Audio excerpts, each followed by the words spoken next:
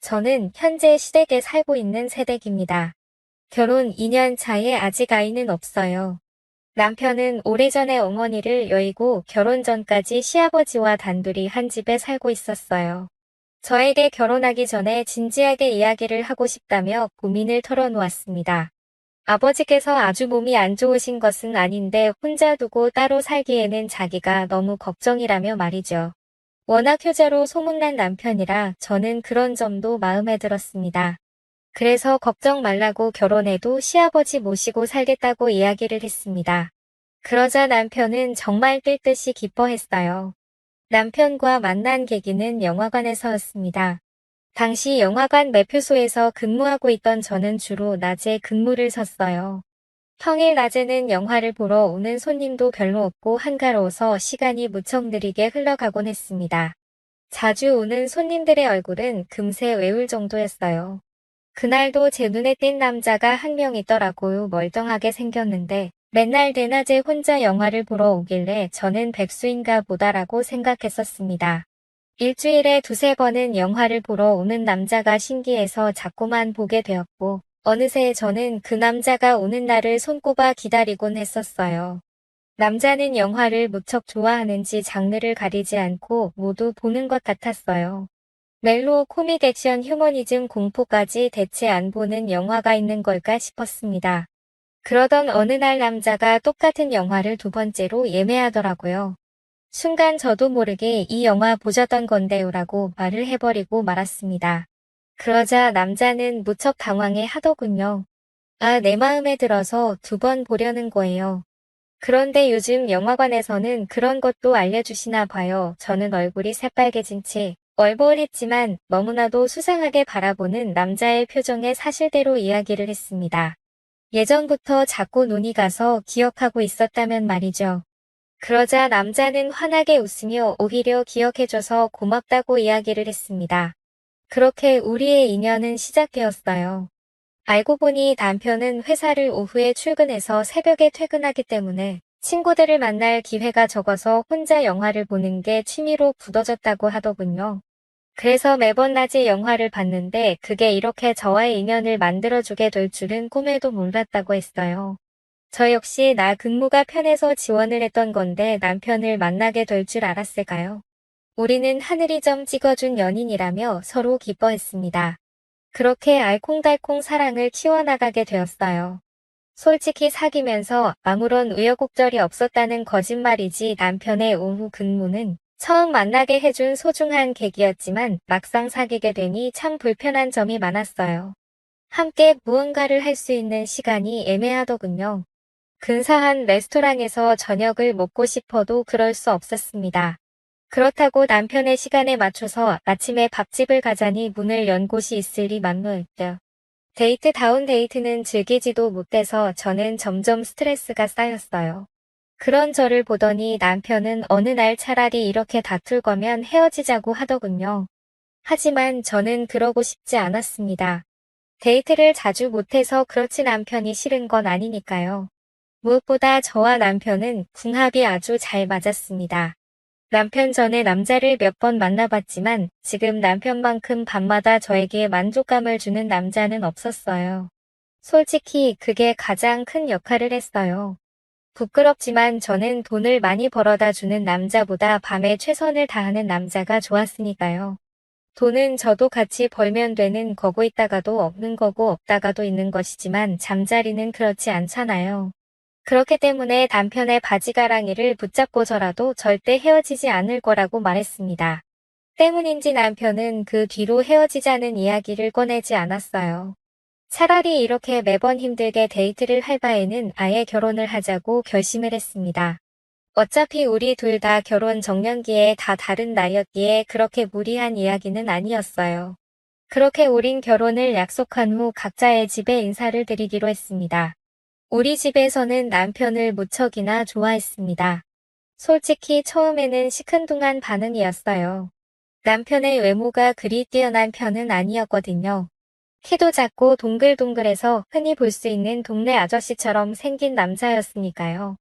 그런데 우리 부모님의 마음을 쏙 빼놓게 된 것은 바로 남편의 능력이었습니다. 저는 처음에는 그렇게 남편의 회사에 월급이 넉넉할 줄은 몰랐어요.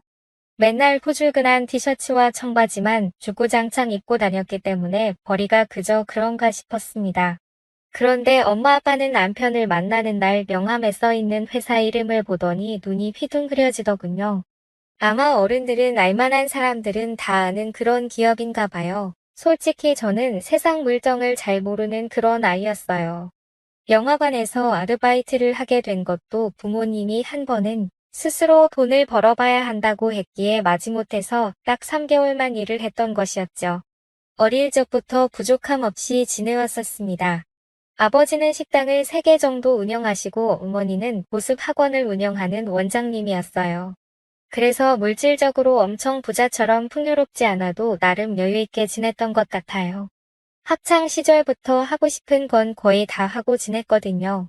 주변 친구들도 너네 집 잘 산다고 이야기하니 그냥 그렇구나라는 정도였어요. 마땅히 취직을 할 생각도 없어서 초등학교 때부터 꾸준히 하던 피아노로 이름 없는 대학교를 졸업했어요. 그래서인지 유달리 저는 멍하고 순진하다는 이야기를 많이 들었던 것 같아요. 금전적인 감각이 별로 없는 것도 어릴 적의 영향인 것 같았습니다. 어쨌든 그런 쪽으로 부모님이 저보다 훨씬 밝으시니 남편의 직장을 보고서 무척이나 기뻐하셨어요. 그래서 바로 결혼에 대해서 긍정적으로 허락해 주신 것 같았습니다. 이후 저는 신랑 네 집에 인사를 하게 되었어요. 사연 보낼 때 맨 처음에 말씀드린 것처럼 남편은 시아버지를 모시고 살고 있었어요. 어머니께서 돌아가신 때는 남편이 초등학생이었다고 하더라고요. 어느 날 학교를 다녀왔는데 어머니께서 안 좋은 선택을 하신 것을 남편이 발견했다고 합니다. 전 그 말을 듣자마자 저는 남편을 와락 안아주었어요. 어릴 적 얼마나 놀라고 상처를 받았을까 싶더라고요. 왜 어머니께서 그런 선택을 하셨는지 조심스럽게 물어봤는데 남편은 자세히 모르겠다고 하더군요. 어머니께서 식탁 위에 편지를 남겼는데 워낙 경황이 없어서 자신을 읽지도 못했었고 나중에 아버지가 읽어보시고 바로 찢어버렸다고 하더군요. 남편이 커서도 몇 번이고 여쭤봤지만 너는 알 필요 없다는 식으로 항상 대답을 회피하셨다고 합니다. 대신 저도 대체 무슨 일이었을까 궁금했지만 남편의 불행한 과거인데 너무 알려고 하면 상처일까봐 아무 말도 하지 않았습니다. 시아버지를 처음 뵙게 되었을 때 저는 깜짝 놀라고 말았어요. 솔직히 우리 남편은 키도 작고 통통해서 정말 평범하게 생겼거든요. 그런데 시아버지는 키도 180으로 엄청 크시고 체력도 좋으시더라고요. 어깨도 떡 벌어지시고 뼈대도 굵으신데 몸에 군살이 탄탄한 체형이라 환갑이 가까운 나이인데도 어쩜 저렇게 몸 관리를 잘하셨나 자꾸만 쳐다보게 되었어요. 게다가 얼굴도 완전 핸섬 마셔서 미중년이라는 말이 어울렸어요. 티셔츠에 청바지만 대충 입고 다니는 남편과 달리 깔끔한 정장에 구두를 신고 멋진 중절모까지 걸치신 모습에 저는 녹슬입고 쳐다보았습니다. 그런 제 모습에 남편은 멋쩍고 하더군요. 어쩜 이렇게 아버님과 안 닮았냐고 물어보니 자기는 엄마를 닮아서 그렇다고 이야기를 해서 아 그렇구나 하고 이해를 했습니다. 그렇게 첫 대면에 정말 분위기가 좋아서 화하고 웃고 식사를 하느라 시간 가는 줄 몰랐어요. 아버님께서 대화도 어쩜 그리 잘하시는지 농담도 재미있고 재치있는 만담이 정말 즐거웠습니다. 그래서 남편에게 저는 솔직히 셋이 사는 거 걱정되었는데 이런 시아버지라면 전혀 문제없을 것 같다고 이야기했어요. 제 머릿속에는 고리타분하고 재미없는 노인네와 살면 어떡하지 하면서 걱정의 상상을 펼쳤는데 실제로 아버님을 만나고 나니 그런 고민이 싹 사라졌답니다. 이렇게 재미있고 세련된 멋진 시아버지와 살게 된다면 딱히 힘든 점도 없을 것 같았어요. 게다가 아버님은 옛날 사람처럼 꽉 막힌 분이 아니어서 집안일을 많이 하신다고 하니 더욱 걱정은 덜어낼 수 있었어요. 그렇게 셋의 동거가 시작되었습니다. 셋이서 살게 되었을 때 처음에는 조금 어색하고 낯설었지만 점차 지내다 보니 익숙해지더라고요. 옷차림도 어떻게 해야 하나 걱정되어서 긴팔 긴 바지를 입거나 바닥까지 오는 롱 스커트를 입었는데 남편도 시아버지도 편한 옷차림으로 지내서 저도 조금씩 편하게 입게 되었습니다. 시아버지와 남편은 러닝 차림은 아니지만 티셔츠와 나시티 차림의 아내는 반바지를 주로 입고 지냈고, 저도 그래서 아가씨 때부터 집에서 입었던 나시티와 반바지를 꺼내 입었어요. 신랑이 하루는 너무 짧은 것 아니냐고 하는데 남편도 시아버지도 반바지 입으면서 왜 나는 안 되냐고 물으니 별말을 못하겠는지 그냥 말더군요. 그렇게 옷차림도 어느 정도 정리가 되었고 집안일도 각자 배분하게 되었습니다. 저는 주로 요리와 설거지를 담당했고 남편은 청소와 분리수거를 도왔어요. 시아버지께서는 자신의 방은 자신이 치우신다며 본인의 방 청소를 맡아서 하셨습니다. 모든 게 아무 문제 없이 착착 흘러와서 신기했어요. 남들은 시댁과 함께 살게 되면 시집살이를 한다면서 너무 힘들어하는데 난 정작 혼자 살 때보다 더 편하다고 느껴졌거든요. 이렇게 착한 남편과 시아버지를 만나는 것도 하나의 복이구나 느꼈답니다. 그런데 모든 일이 순탄하게 흘러갔다면 이렇게 사연을 보내지도 않았겠죠. 결혼한 지 1년이 조금 넘었을 무렵 문제가 생겼어요.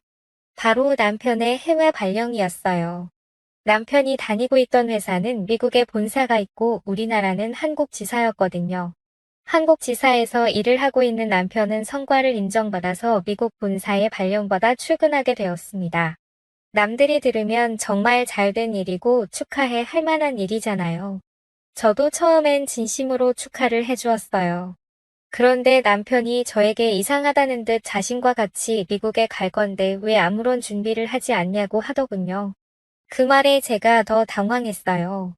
저는 여기에 부모님도 다 계시고 친구들도 있는데 굳이 남편의 일터에 따라가고 싶지 않았거든요. 미국이란 나라도 물론 가보면 좋겠죠. 그런데 단지 여행으로 가고 싶을 뿐 가서 살고 싶진 않았어요. 엄마 아빠도 없고 친구들도 없는 나라에서 오직 남편이 퇴근하기만을 기다리며 지내기 싫었어요. 상상만 해도 우울증이 올 것 같아서 절대 싫다고 저는 고집을 부렸습니다. 그러자 남편은 한숨을 쉬며 알겠다고 하더군요. 대신 아버지를 잘 모시고 지내달라고 했어요. 아무래도 미국에 3년 정도는 있어야 할 것 같다며 그 사이 종종 휴가 내고 한국에 오겠지만 그렇게 자주 오지는 못할 것 같다고 했어요. 1년에 2번 정도는 꼭 오기로 약속한 뒤 남편은 미국으로 향했습니다. 처음에 시아버지와 단둘이 집에 있다는 사실이 조금 어색하긴 했어요. 대화를 나눠도 항상 남편이 가운데 있었는데 이젠 둘만 이야기를 나누려 하니 자꾸 말이 헛돌더군요. 그런데 저와 마찬가지로 시아버지도 많이 불편하셨는지 어느 날 저를 앉혀놓고 술을 먹자고 하시더군요. 한 번도 단둘이 술잔을 기울인 적이 없어서 이렇게 우리 둘이 남처럼 어색한 것이라며 소주 한잔 하면서 서로 뚝 터놓고 이야기한 뒤 내일부터 편하게 아빠와 딸처럼 지내자고 하셨어요. 저도 시아버지 말에 동의를 하고 술을 마셨습니다. 이날에는 둘 다 별일이 없었어요. 정말 일반적인 시아버지와 며느리처럼 안주에 소주를 나눠 마신 뒤 이런저런 이야기를 하다가 잠에 들었으니까요. 다음 날부터 서로 편하게 대하자고 약속한 것처럼 시아버지는 정말 저를 편하게 대해주셨습니다. 저도 그런 시아버지의 배려가 싫지 않았어요. 문제는 바로 이 뒤부터였습니다. 부엌에서 식사 준비를 하고 있는데 시아버지께서 쓱 다가오시더니 간을 보자고 하셨어요. 대수롭지 않게 한 숟갈들이니 맛보시고 아주 맛이 좋다며 우리 며느리 참 기특해라고 뇌를 다독여 주셨습니다. 칭찬에 으쓱해서 별다른 의식을 하지 못했는데 이게 바로 시작이었어요. 그 뒤로 시아버지께서는 칭찬을 할 때마다 미묘하게 스킨십을 하셨습니다. 처음에는 어깨 그 다음에 팔 허리 순으로 점점 아래로 내려갔어요. 나중엔 아무렇지도 않게 히프를 소작이시는데 저도 그땐 무슨 생각인지 별다른 의심을 하지 못했죠. 마치 미지근한 물에 익숙해진 개구리가 점점 물이 끓어도 뜨거운 줄 모르고 냄비 안에 있다가 익어 죽는 것처럼 그렇게 서서히 시아버지의 손길에 익숙해져 갔습니다. 워낙 자상하시고 다정한 분이라 그런 표현을 하시는 것이지 날 딸처럼 여긴다고 하셨으니까 그런 거야라며 스스로를 세뇌하고 길들여져 갔어요. 가끔은 농도가 짙어져서 살짝 이상한 기분이었지만 어디까지나 며느리를 예뻐하는 표현이라고 생각하면서 넘겼습니다. 지금 와서 생각해보면 저 역시 그런 손길이 싫지 않았나 봐요. 아무래도 남편이 멀리 떨어져 있고 점점 외로워져 그런 건지 모르겠지만 나도 모르게 시아버지의 스킨십이 익숙해지고 당연하게 느껴졌습니다. 그러던 어느 날 아버님께서 운동을 하고 왔는데 근육이 많이 뭉친 것 같다며 저에게 안마를 해달라고 하셨어요. 안마는 한 번도 해본 적이 없어서 잘 모르겠다고 했는데 그냥 어깨 쪽을 주무르기만 하면 된다고 하셨어요. 서투르게나마 이리저리 어깨 쪽을 주물렀는데 너무 시원하다고 하시면서 앞으로도 운동하고 오면 조금씩 해달라고 부탁을 하셨어요. 그렇게 시작된 안마는 며칠에 한 번씩 요구하시게 되었습니다. 처음엔 어깨였고요. 나중엔 허리 허벅지 쪽을 해달라고 하시더라고요. 허리 디스크가 조금 안 좋은 것 같다며 골반에 가까운 쪽을 주물러 달라고 하셨다가 어떤 날은 하체 운동을 많이 해서인지 허벅지에 근육이 뭉쳤다며 안쪽을 마사지해 달라고 하셨어요. 그런 부분은 주무르는 게 아니라 마사지 로션이나 오일로 부드럽게 풀어야 한다고 하시더라고요. 처음에 엎드려서 받으시더니 앞쪽도 해야 한다고 돌아놓으셨어요. 혹시나 아프실까 봐 살살 마사지를 하는데 저 순간 제 눈을 의심했습니다. 시아버지가 너무도 건강해 신체 반응을 보이시는 거예요.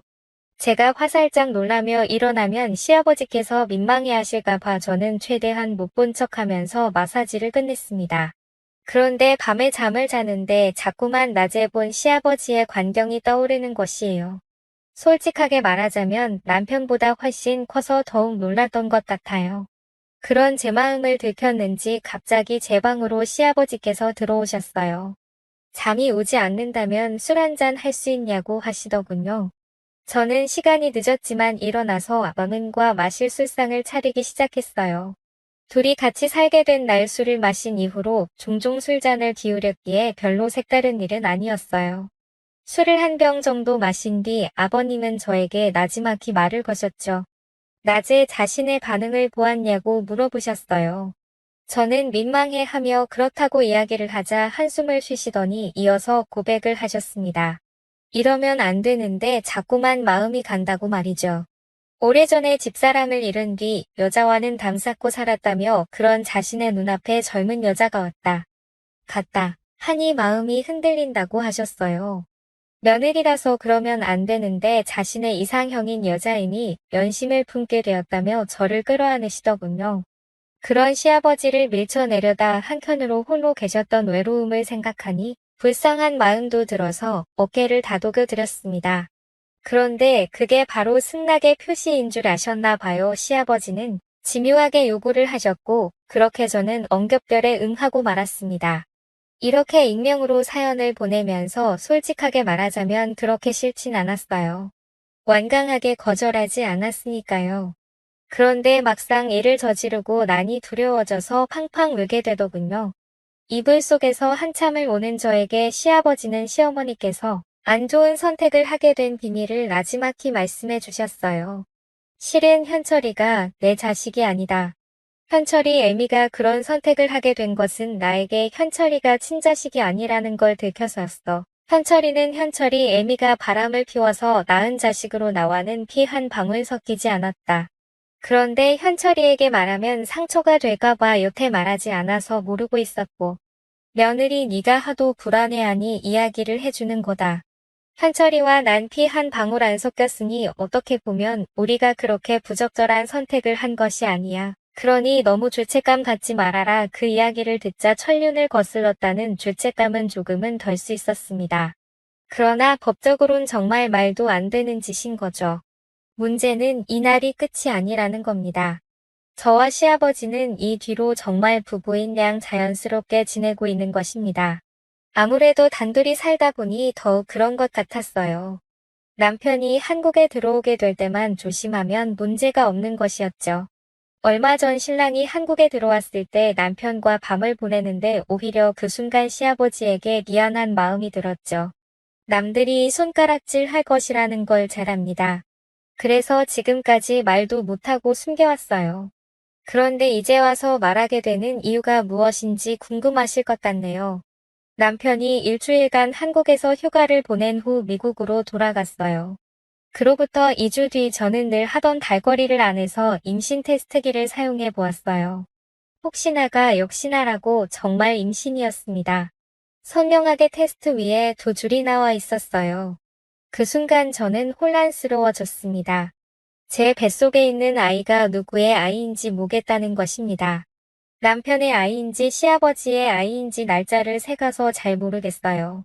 그래서 시아버지에게 이걸 털어놨더니 우리 둘이 입을 다물고 있으면 아무도 모를 거라고 하시더군요. 어차피 태어나기 전까지 유전자 검사도 하지 못하고 남편에게도 들키지 않으면 이대로 지내도 된다고 말이죠. 뱃속에 있는 애가 자신의 아들인지 손주인지는 아무런 상관이 없다고 말씀하시는데 저는 잘 모르겠어요. 만약 정말 아버님의 아이면 저는 어떻게 해야 할까요? 무엇보다 남편에게 모든 걸 사실대로 이야기해야 할까요? 착한 남편에게 상처를 주고 싶지 않습니다. 그렇다고 남편에게 아무런 이유도 없이 시아버지와 따로 살자고 인연을 끊자고 해도 듣지 않을 것 같아요. 대체 뭐가 문제냐고 우리만 입 다물고 살면 된다고 고민하지 말라며 시아버지는 저를 위로해 주지만 저는 너무 혼란스러워서 죽고 싶어요.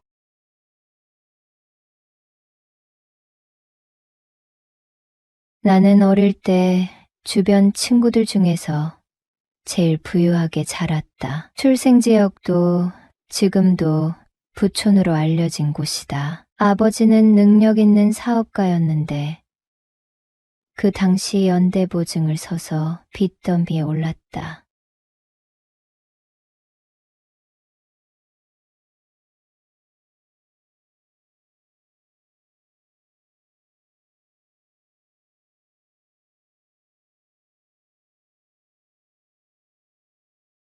좋아요.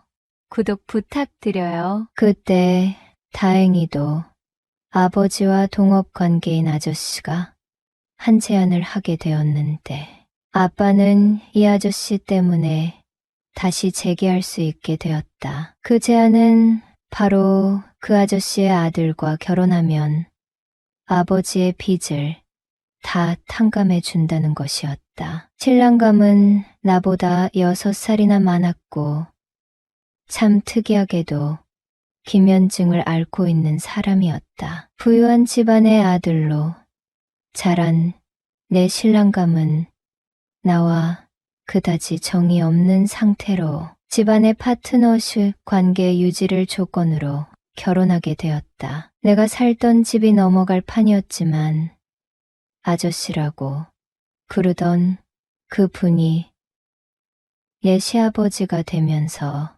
특별한 사이가 시작되었다. 남편은 어린 신부를 맞이한다며 입이 해벌쭉해졌다. 집안과의 약속 하에 결혼하게 된 사이라 나름 데이트를 해봤는데 커피숍에서 차를 마시다가 잠이 들었고 밥을 먹다 가도 잠이 들었다. 나는 사실 오랫동안 사귀던 사람이 있었다. 그 사람을 뒤로하고 결혼하는 것이었기 때문에 씁쓸한 마음으로 결혼식을 치렀다. 내가 사귀던 사람은 우리나라에서 5 손가락 안에 드는 대학을 나왔고 개기업에서 연구원으로 일하고 있다. 하지만 홀어머니의 외아들인 데다가 위로 누나들이 6명이나 있는 집이었다. 우리 사이는 무척 좋았지만 우리 부모님의 엄청난 반대로 부부의 연을 맺지 못한 점이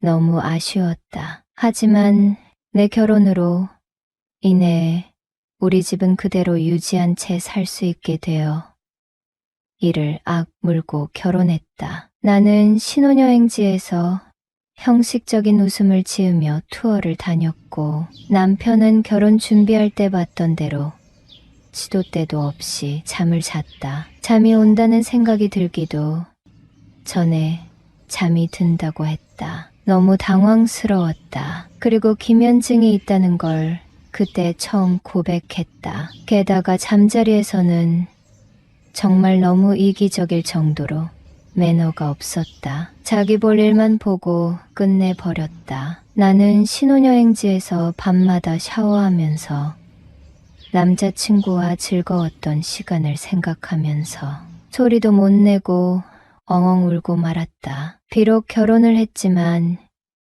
이 남자랑 평생 살 수 있을지 막막해졌고 구남친의 얼굴이 계속 떠올랐지만 곧 고개를 가로젓고 현실에 직시하기로 했다. 남친은 나보다 나랑 오래 사귄 데다가 합이 무척 잘 맞았다. 그리고 내가 성인이 돼서 처음 사귄 사람이어서 특별히 정이 갔다. 우리는 매일 같이 만났고 늘 재미있는 대화가 끊이질 않았다. 우리는 식성도 잘 맞고 쇼핑하는 것도 좋아했다. 나는 남친과 즐거웠던 그때를 떠올리며 조금 시간을 끌다가 샤워를 마치고 나왔다. 남편은 내 얼굴을 보자마자 뭐가 그리도 좋은지 활짝 웃었다. 자기가 나처럼 어린 여자랑 결혼하게 된 것에 대해 자부심을 느낀다며 평생 잘해준다고 하는데 이 남자에게 정이 가지 않아 정말 부담스러웠다. 남편은 솔직히 너무 서툴렀고 시간이 너무 짧았다. 그렇지만 내색할 수 없어서 답답했다. 나는 참고 또 참은 채로 신혼여행을 마치고 집으로 돌아왔다. 남편이 출근한 사이 참지 못하고 남친에게 전화를 걸었다. 남친은 신혼여행 잘 다녀왔냐고 자상하게 물었고 나는 왈칵 울음이 터졌다. 남친에게 너무 보고 싶은데 내가 계획을 세웠다고 했다. 내가 알려주는 대로 따라 달라고 했고 날짜와 시간을 정했다. 신혼여행에서 돌아온 지 일주일이 지난 주말에 남친의 과친구, 내 친구와 같이 우리 친정집에 오라고 말했다. 사실 내 친구랑 남친의 친구는 사귀는 사이다. 나는 비록 남친과 헤어졌지만 내 친구는 아직도 연애 중이다. 남친은 우리 집에 인사 온 적이 있었고 처음에 누나가 6명 있다는 사실을 몰랐던 우리 부모님은 남친을 좋아하셨다. 내가 결혼하고 싶다고 했더니 남친의 가족 관계를 꼬치꼬치 물으셨고 누나 6 중에 1명이라도 시집살이 시킬 만한 성격을 가진 누나가 있을 것이라며 무남동녀, 외동딸인 나를 그런 집에 결혼시킬 수 없다고 하셨다. 더군다나 남친의 집 형편이 무척 안 좋았기 때문에 남의 집 가장은 빼오는 게 아니라고 하시며 그만 정리하라고 하셨다. 나는 살림을 해본 적이 없어서 당분간 친정에서 살면서 신부 수업을 받기로 했다. 남친과 친구들이 온 날 남편에게 소개시켜줬고 남편은 급하게 결혼하느라 서로의 친구들을 소개할 시간도 없었는데 반갑다며 내 친구들을 밝은 분위기로 맞이했다. 엄마가 차려주신 식사를 하면서 아빠가 권한 술을 마시면서 남편이 갑자기 깊은 잠에 빠졌다. 남편은 한번 잠들면 다음날 아침에 일어났다. 나는 사실 그 시간을 노렸다. 나는 남친과 친구들과 함께 공식적으로 즐거운 시간을 보냈다. 내 친구들은 시간이 늦었다며 집에 가려고 했고 나는 친구들을 붙잡고 애절하게 바라보면서 우리 집에서 자고 가라고 했다. 남친을 포함한 친구들 셋이 모두 친정집에서 자야 하는 상황이 되었고 우리들은 신나게 놀았고 내 친구는 내가 쓰던 방에서 남친과 그의 친구는 손님 방에서 잠을 자기로 했다. 하지만 이는 다 짜놓은 각본이었다. 부모님이 잠이 든 것을 확인하고 친구에게 노크를 했다. 친구의 남친은 친구와 같은 방을 썼고 나는 남친이 있는 손님 방으로 갔다. 나는 드디어 남친과 둘만의 시간을 보냈다. 남친은 이렇게 과감하게 행동해도 되는 거냐고 물어봤고 남편은 한번 잠들면 지진이 나도 자는 사람이니 안심하라고 해도 본격적으로 일을 치렀다. 그리고 손님 방에 딸린 욕실에서 뒷마무리를 했다. 그리고 나는 신혼방으로 돌아갔고, 아니나 다를까 남편은 세상 모르고 자고 있었다. 그 후로 나는 남친과 밖에서 만남을 가졌다. 그렇게 지낸 지 1년이 되었다. 남편은 늘 같은 패턴으로 부부 관계를 했지만 그것에 대해 불만을 갖고 있는 것에 대해 내색하지 않았다. 말이 신혼생활이지 나는 남편에게 정이 가지 않았다. 아버님은 어머님을 여의고 재혼하지 않고 지내고 계신다. 엄청난 재력을 가진 아버님께도 와이프 병수발이라는 커다란 아픔이 있었으니 무척 안타깝게 생각했다. 그래도 아버님은 부인 병수발을 한 이력이 있기 때문에 부엌 살림은 잘 하시는 편이다. 친정에서 산지 1년이 지나고 남편은 아버님 댁에서 같이 살고 싶다고 했다. 우리 부모님도 그렇게 하는 게 도리라고 하셨고, 나도 우리 친정 부모님을 위기에서 구해주신 아버님을 생각해서 합가하기로 마음먹었다. 하지만 아버님은 같이 사는 건 싫다며 신혼생활 하라며 같은 아파트 단지에 집을 사주셨다. 그리고 밖에서 만나던 남친도 선을 봐서 결혼을 하게 되어 깨끗하게 관계를 정리했다. 나는 어느 날 남편이 출근한 후 청소를 마치고 샤워를 하고 있었다. 현관문이 닫히는 소리가 들렸다. 급하게 마무리하고 남편이 무슨 일로 집으로 돌아왔나 하고 물기를 닦고 거실로 나가보니 시아버지가 소파에 앉아 계신 것이었다. 급하게 옷을 갈아입고 아버님께 인사를 드렸다. 반찬을 좀 샀는데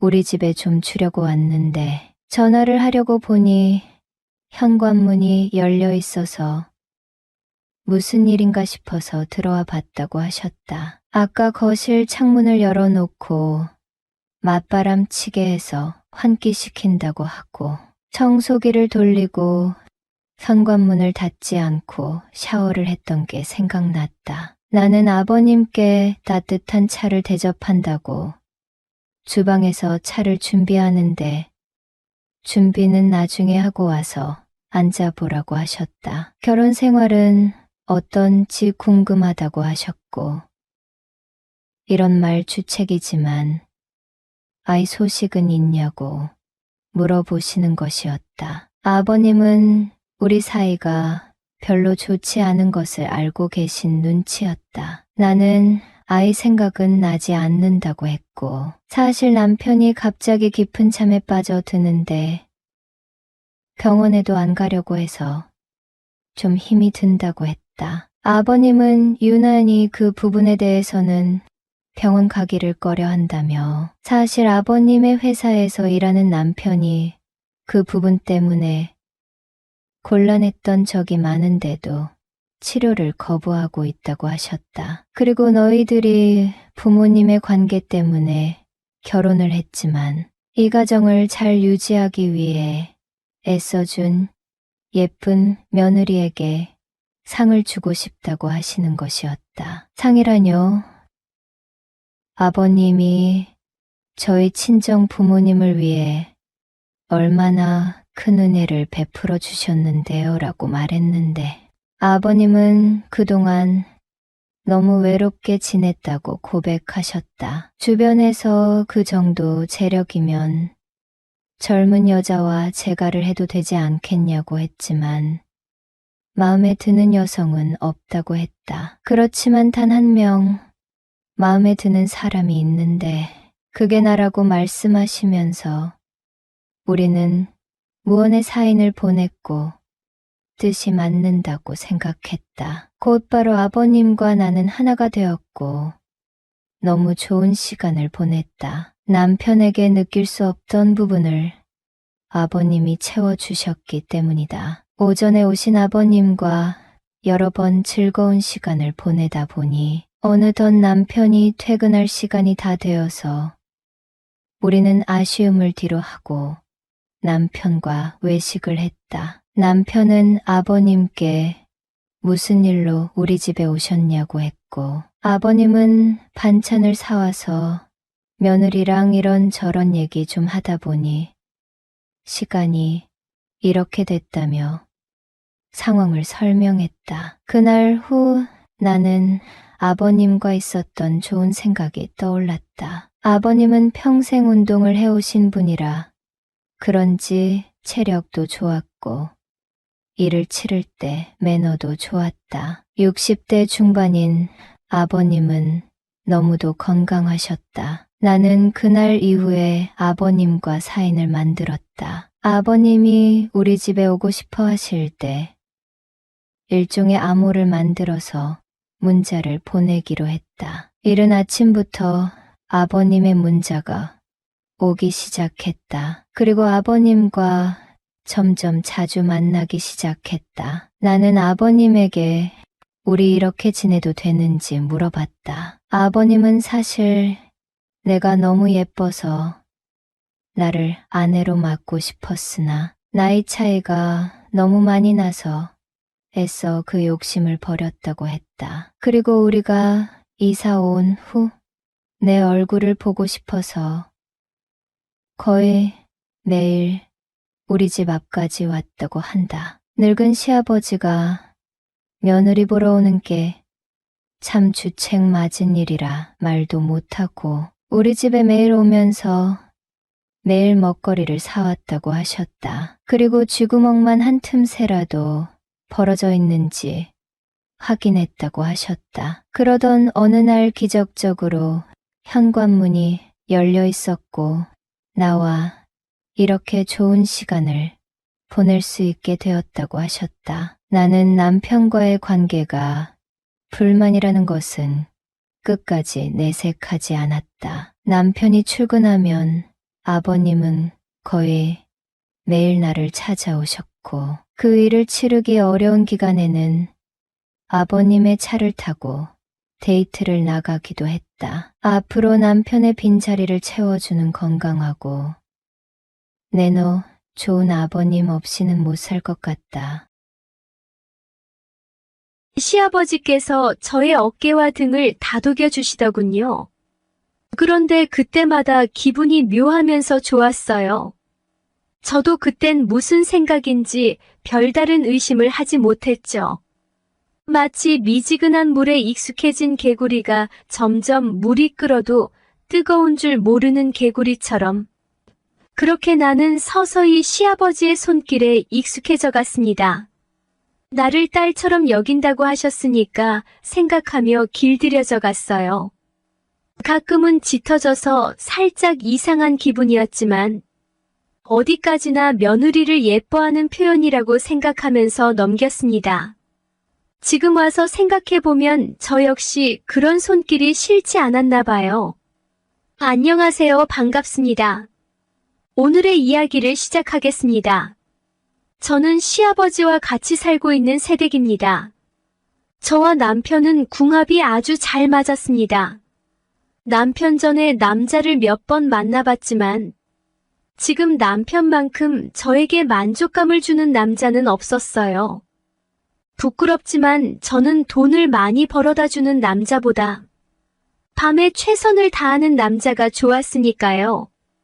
돈은 저도 같이 벌면 되는 거고 있다가도 없는 거고 없다가도 있는 것이지만 잠자리는 그렇지 않잖아요. 그러던 중 남편이 저에게 차라리 이렇게 매번 힘들게 데이트를 할 바에는 아예 결혼을 하자고 했습니다. 그렇게 우린 결혼을 약속한 후 각자의 집에 인사를 드리기로 했습니다. 우리 집에서는 남편을 무척이나 좋아했습니다.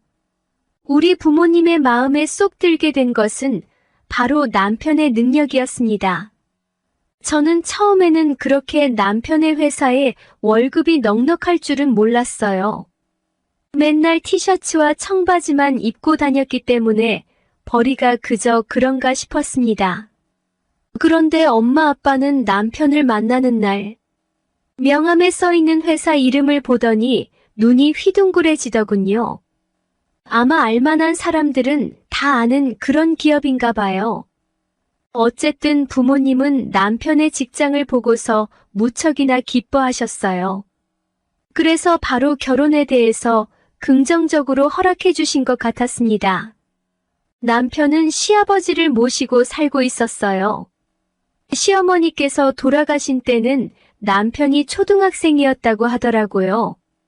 그리고 시아버지를 처음 뵙게 되었을 때 저는 깜짝 놀라고 말았어요.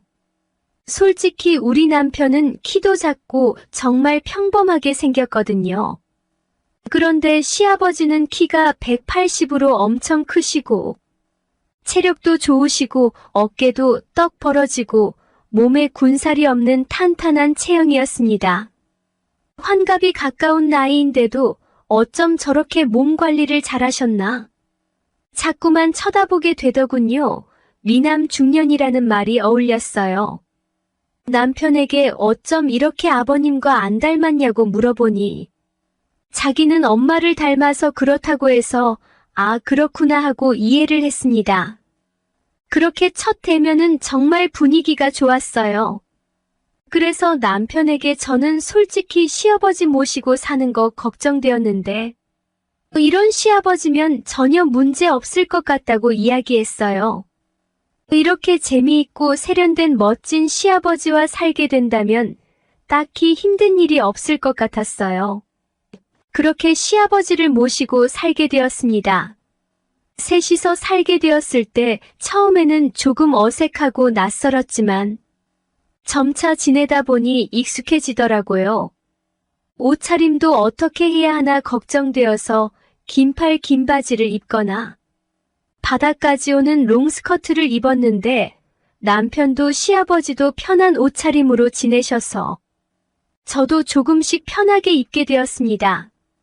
그래서 아가씨 때부터 집에서 입었던 티와 반바지를 꺼내 입었어요. 그렇게 옷차림도 어느 정도 정리가 되었고 집안일도 각자 배분하게 되었습니다. 저는 주로 요리와 설거지를 담당했고 남편은 청소와 분리수거를 도왔어요. 시아버지께서는 자신의 방은 자신이 치우시며 본인의 방 청소를 맡아서 하셨습니다. 모든 게 아무 문제 없이 착착 흘러가서 신기했어요. 그러다 결혼한 지 1년이 조금 넘었을 무렵 문제가 생겼어요. 남편이 다니고 있던 회사는 미국에 본사가 있고 우리나라는 한국지사였던 한국지사에서 일을 하고 있는 남편은 성과를 인정받아서 미국 본사에 발령받아 출근하게 되었습니다. 남들이 들으면 정말 잘된 일이고 축하해야 할 만한 일이잖아요. 저도 처음엔 진심으로 축하를 해주었어요. 그런데 남편이 저에게 이상하다는 듯 자신과 같이 미국에 갈 건데 왜 아무런 준비를 하지 않냐고 하더군요. 그 말에 제가 더 당황했어요. 저는 여기에 부모님도 다 계시고 친구들도 있는데 굳이 남편의 일터에 따라 가고 싶지 않았거든요.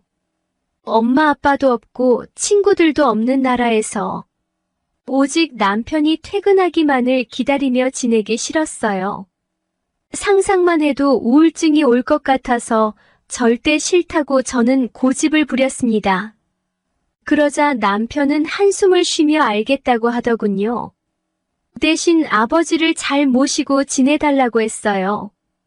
아무래도 미국에 3년 정도는 있어야 할 것 같다며 그 사이 종종 휴가 내고 한국에 오겠지만 그렇게 자주 오지는 못할 것 같다고 했어요. 1년에 2번 정도는 꼭 오기로 약속한 뒤 남편은 미국으로 향했습니다. 처음에 시아버지와 단둘이 집에 있다는 사실이 조금 어색하긴 했어요. 그런데 저와 마찬가지로 시아버지도 많이 불편하셨는지 어느 날 저를 앉혀놓고 술을 먹자고 하시더군요. 요즘 한 번도 단둘이 술잔을 기울인 적이 없어서 이렇게 우리 둘이 남처럼 어색한 것이라며 소주 한잔 하면서 서로 터놓고 이야기한 뒤 내일부터 편하게 아빠와 딸처럼 지내자고 하셨어요. 저도 시아버지 말에 동의를 하고 술을 마셨습니다. 이날에는 둘 다 별일이 없었어요. 정말 일반적인 시아버지와 며느리처럼 안주와 소주를 나눠 마신 뒤 이런저런 이야기를 하다가 잠에 들었으니까요. 다음 날부터 서로 편하게 대하자 약속한 것처럼 시아버지는 정말 저를 편하게 대해주셨습니다. 저도 그런 시아버지의 배려가 싫지 않았어요. 그러나 문제는 바로 이 뒤부터였어요. 식사 준비를 하고 있는데 시아버지께서 쓱 다가오시더니 간을 보자고 하셨어요. 대수롭지 않게 한 숟갈 드리니 맛보시고 아주 맛이 좋다며 우리 며느리 참 기특해라 하며 다독여 주셨습니다. 저는 칭찬에 별다른 의식을 하지 못했는데 이게 바로 시작이었어요. 그 뒤로 시아버지께서 칭찬을 할 때마다 어깨와 등을 다독여 주시더군요. 그런데 그때마다 기분이 묘하면서 좋았어요. 저도 그땐 무슨 생각인지 별다른 의심을 하지 못했죠. 마치 미지근한 물에 익숙해진 개구리가 점점 물이 끓어도 뜨거운 줄 모르는 개구리처럼 그렇게 나는 서서히 시아버지의 손길에 익숙해져 갔습니다.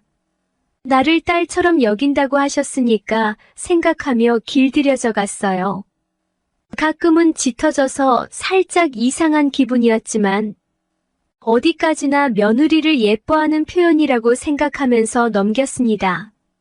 지금 와서 생각해보면 저 역시 그런 손길이 싫지 않았나 봐요. 그래도 남편이 멀리 떨어져 있고 점점 외로워서 그런 건지 모르겠지만 나도 모르게 시아버지의 손길에 익숙해지고 당연하게 느껴졌습니다. 그러던 어느 날 아버님께서 운동을 하고 왔는데 근육이 많이 뭉친 것 같다며 저에게 안마를 해달라고 하셨어요. 안마는 한 번도 해본 적이 없어서 잘 모르겠다고 했는데 그냥 어깨 쪽을 주무르기만 하면 된다고 하셨어요. 그렇게 시작된 안마는 며칠에 한 번씩 요구하게 되었습니다. 처음엔 어깨이고요. 나중엔 허리 쪽을 해달라고 하시더라고요.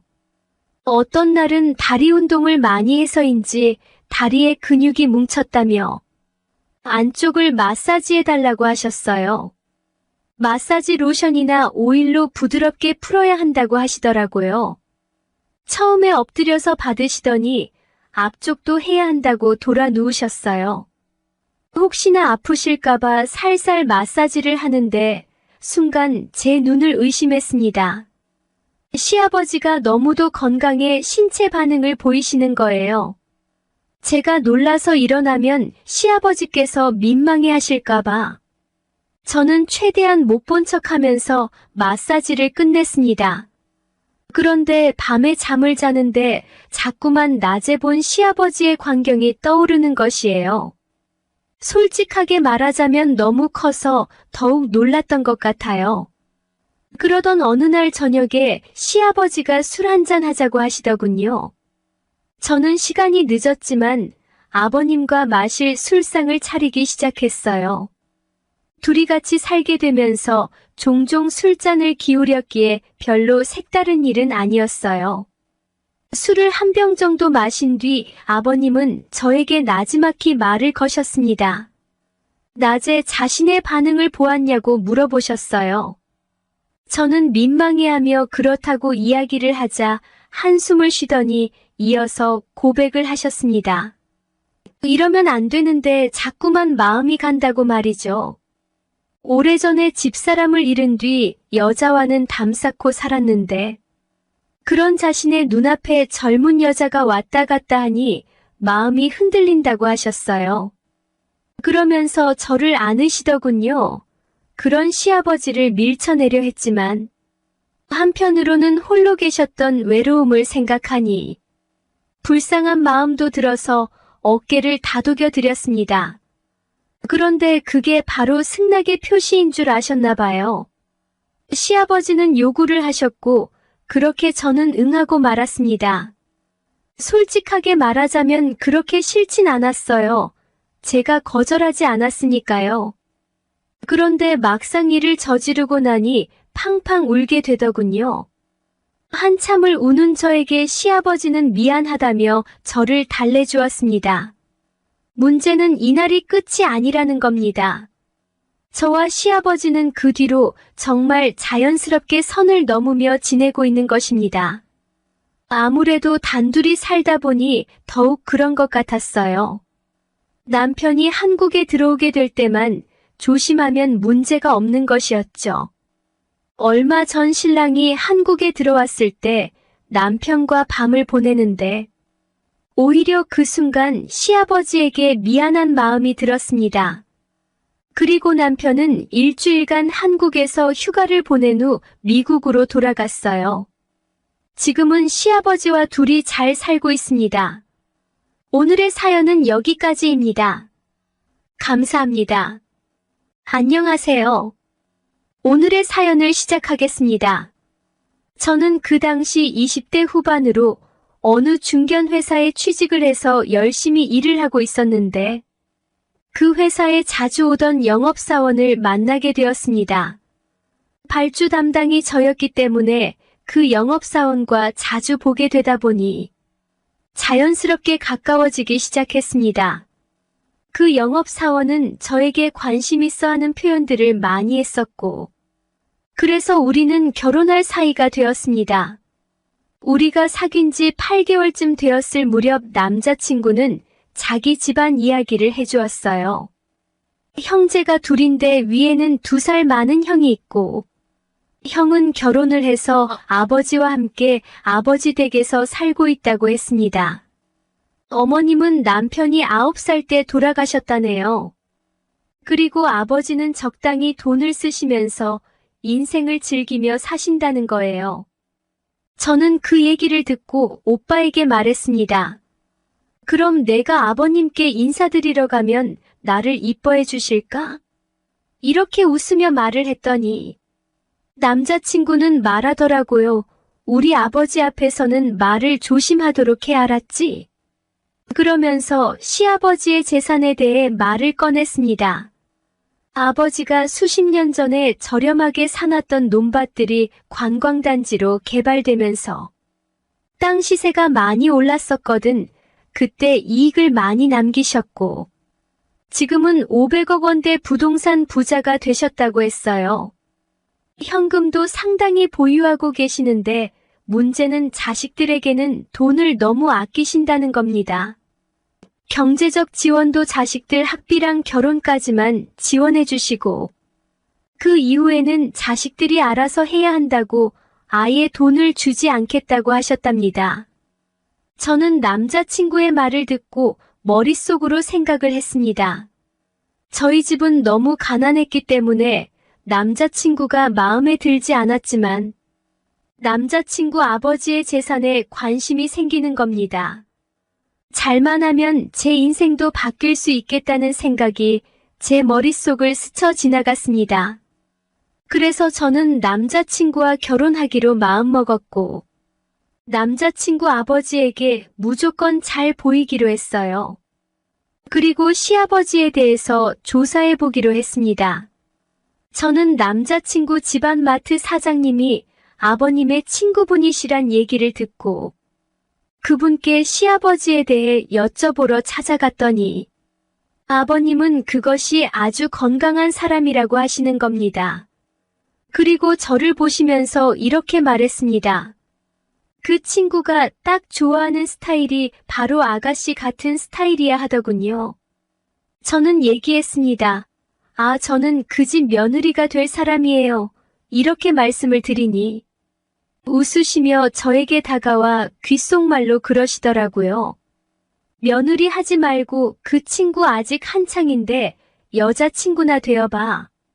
아마 자네 인생이 활짝 필 거네. 아니, 뭐 그냥 흘려들어도 되는 이야기니까. 너무 귀담아 듣진 않아도 돼. 내가 그랬다고 말하지는 말고. 저는 그 사장님께 좋은 정보 주셔서 감사하다고 인사를 하고 집으로 돌아왔습니다.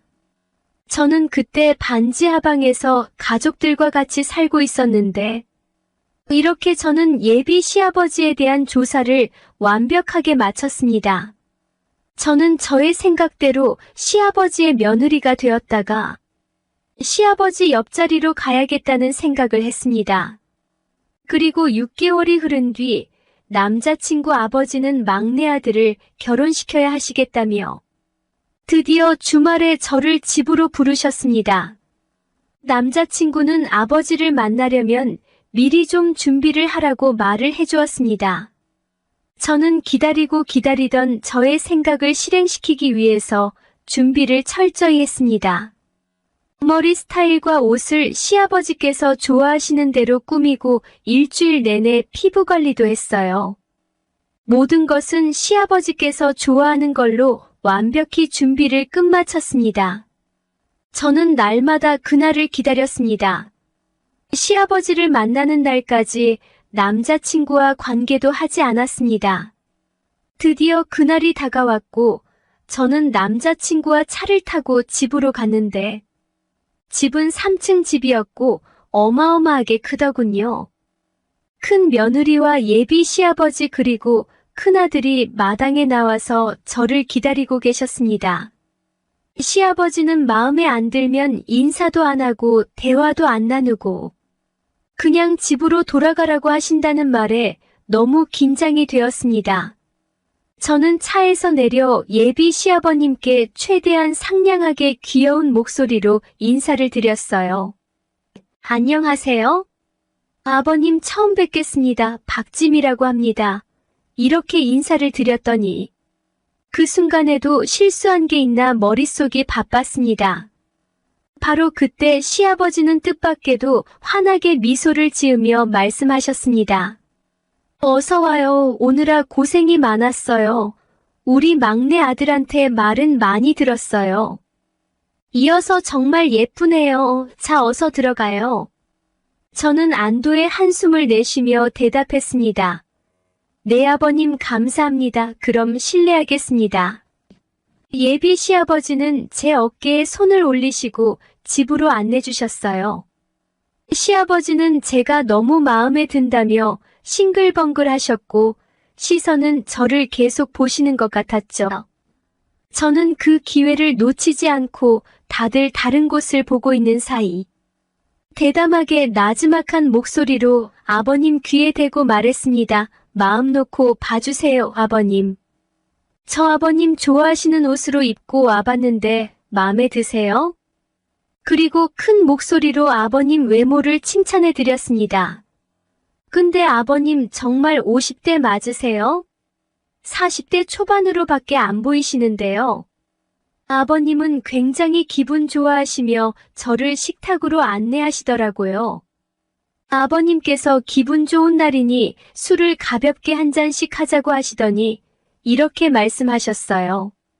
난 오늘 인사 온 지미가 정말 마음에 드는구나. 하루빨리 결혼 준비하도록 해. 저는 갑작스런 허락 말씀에 뛸 듯이 기뻤지만 최대한 차분하게 말씀드렸어요. 저는 아버님께서 허락 안 해주시면 어쩌나 하고 인사 오기까지 정말 마음 졸였는데 이렇게 결혼 허락해 주셔서 감사드려요. 아버님을 만난 게 정말 큰 축복인 것 같아요. 제가 정말 잘할게요, 아버님. 아버님은 저에게 술을 따라 주셨고 저는 아버님께서 따라 주시는 술에 취해가고 있었습니다. 저는 첫 만남이라 실수를 안 하기 위해 어느 정도까지만 마시고 그 이상은 마시지 않았어요. 저는 아버님과 금방 친해졌고 또 가족들과도 가까워진 것 같았습니다. 그로부터 몇 달 뒤 남자친구와 저는 결혼식을 올리게 되었고 저희는 신혼여행을 다녀온 후 시댁에서 함께 살게 되었어요. 주말이 되면 남편은 자전거 타는 것을 좋아해서 동호회 사람들과 제주도 또는 강원도까지 자전거 여행을 다녔습니다. 1박 2일로 주말마다 갔어요. 그래서 혼자 있는 시간이 많다 보니 남편이 없을 때는 아버님의 권유로 같이 쇼핑도 하고 맛있는 음식도 먹고 등산도 하고 가끔 골프도 치곤 했어요. 아버님과 저희 사이는 더욱 가까워져 갔고 매일 같이 다니니 아버님이 아는 분은 저에게 사모님이라고 농담식으로 부르곤 했어요. 그런데 아버님은 그 사람들에게 농담 그만하라는 말씀을 전혀 하지 않으셨어요. 그러던 어느 날 전화기가 울리는데 강원도로 자전거 여행을 갔던 남편의 동호회 회장님의 번호였고 바로 전화를 받으니 남편이 자전거를 타다가 교통사고로 지금 병원에 있다는 것이었습니다. 저는 울며 아버님께 전화를 드렸고 함께 차를 타고 강원도로 급히 올라가 병원에 도착하니 남편은 하늘나라로 떠나버리고 말았더라고요.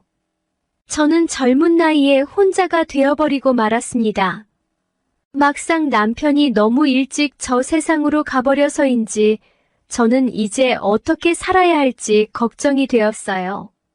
남편이 가진 돈이 별로 없었기 때문에 당장은 아버님 댁에서 살 수밖에 없었어요. 그때 아버님은 저를 부르시더니 이렇게 말씀하셨어요.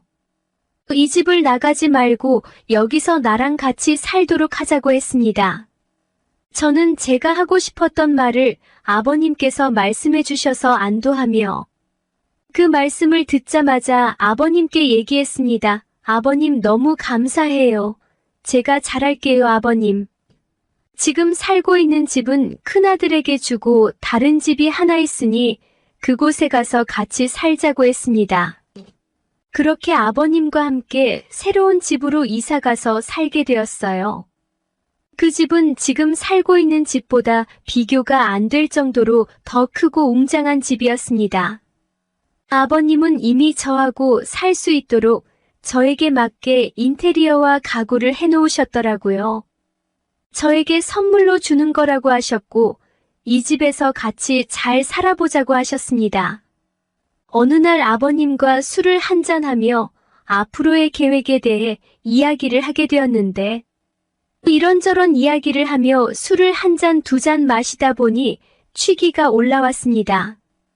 그날 저와 아버님은 시아버지와 며느리의 선을 넘어서고 말았습니다. 아버님과 저는 잠시 침묵이 흘렀습니다. 그 침묵 속에서 제가 먼저 속마음을 말씀드렸어요. 아버님, 앞으로 아버님만 바라보고 살아갈 거예요. 이제부터 제 낭군이 되어주세요. 그래 주실 거죠? 아버님이 미소 지으시며 말씀하시더라고요. 내가 원했던 게 바로 그거야. 나도 평생 너 하나만을 바라보고 살 거다 했어요. 그리고 아버님은 너무나 좋아하셨어요. 그날 아버님과 저는 오랫동안 참아왔던 것들을 그날 다 해결하며 즐거운 시간을 보냈습니다. 그렇게 행복하고 즐거운 시간을 가진 후 아버님이 저에게 사돈집 사정이 어려우니 매월 생활비로 300만 원씩 주면 어떻겠냐고 하더라고요. 저는 아버님에게 조금만 더 달라고 했습니다. 아버님은 기분이다 알았어 하며 500만 원씩 저희 집에 생활비로 보내겠다고 했어요. 아버님을 제가 결혼 전 생각했던 대로 내 사람으로 만들었습니다. 아버님은 매일 저를 행복하게 해주었습니다. 정말 좋았어요.